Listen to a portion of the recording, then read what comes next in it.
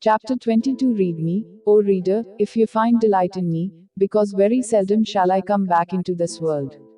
Leonardo da Vinci. Fortunately, minds more creative than mine were expertly conspiring from lofty heights to arrange a meeting between Elizabeth and Pedro. The reunion was predestined. What happened afterward would be up to them. Pedro was going to New York on business. After a few days there he was to leave for London for 2 weeks of business and vacation before returning to Mexico. Elizabeth was going to Boston for a business meeting and then a visit with her college roommate. They would be traveling on the same airline carrier but at different times. When she reached the gate at the airport, Elizabeth found that her plane to Boston had been cancelled. Mechanical difficulties, she was told. Destiny was at work. She was upset. She would have to call her friend and change the plans. The airline could get her to Newark, and she could catch the shuttle to Boston very early the next morning. She had an important business meeting in the morning which could not be missed. Unbeknownst to her, these new arrangements put her on the same flight as Pedro. He was already there waiting for the flight to be called when she approached the gate. Catching her out of the corner of his eye, he carefully watched her check in at the counter and then take a seat in the waiting lounge. She occupied his attention entirely. He recognized her from their brief encounters in my waiting room. A feeling of familiarity, of interest, overwhelmed him. His concentration was riveted on her as she opened a book. He watched her hair, her hands, how she sat and moved, and she seemed so familiar to him. He had seen her momentarily in the waiting room, but why this level of familiarity? They must have met before the time in the office. He racked his brain to find the hidden memory of where she felt herself being watched, but this often happened to her.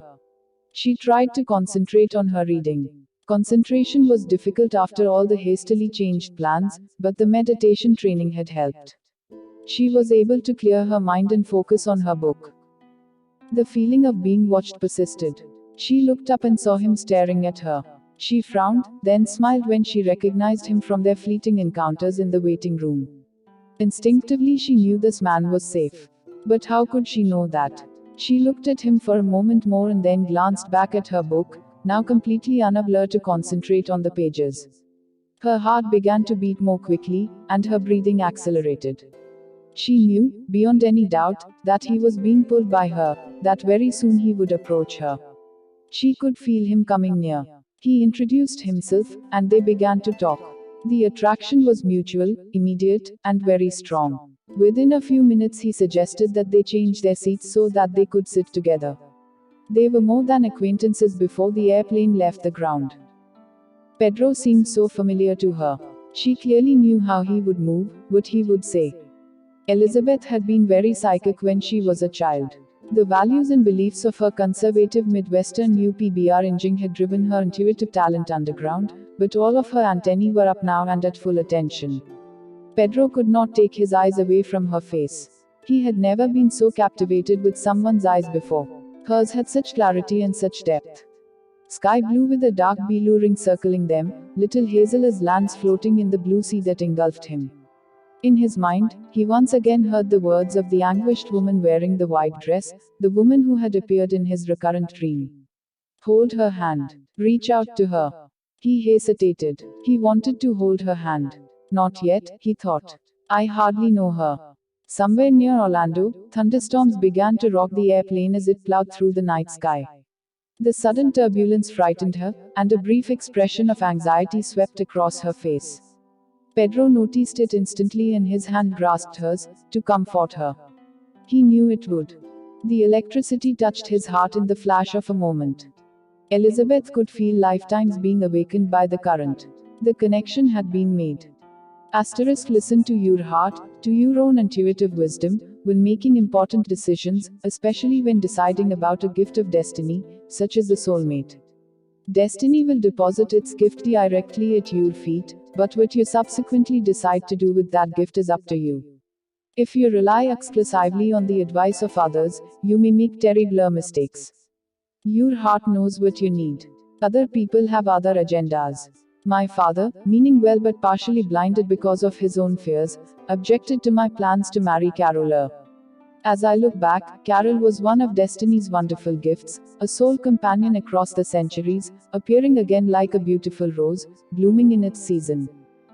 Our problem was our youth.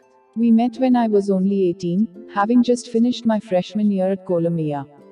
Carol was 17, about to begin college.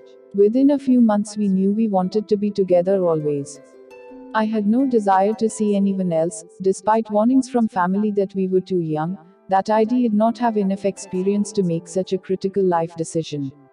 They did not understand that my heart had the experience of uncounted centuries, that it was certain beyond any rational comprehension. It was inconceivable that we would not be together.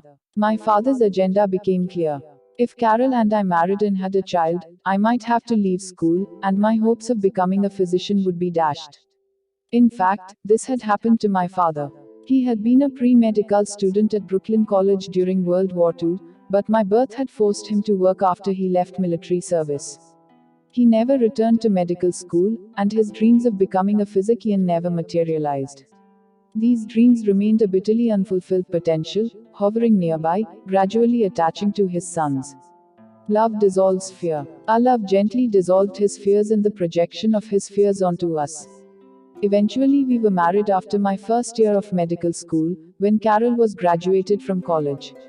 My father came to love Carol as a daughter, and he blessed our marriage. When your intuitions, your gut feelings, your spiritual heart all know beyond any doubt, do not be swayed by the fear-based arguments of others. Sometimes meaning well, and sometimes not, they might lead you far astray from your joy.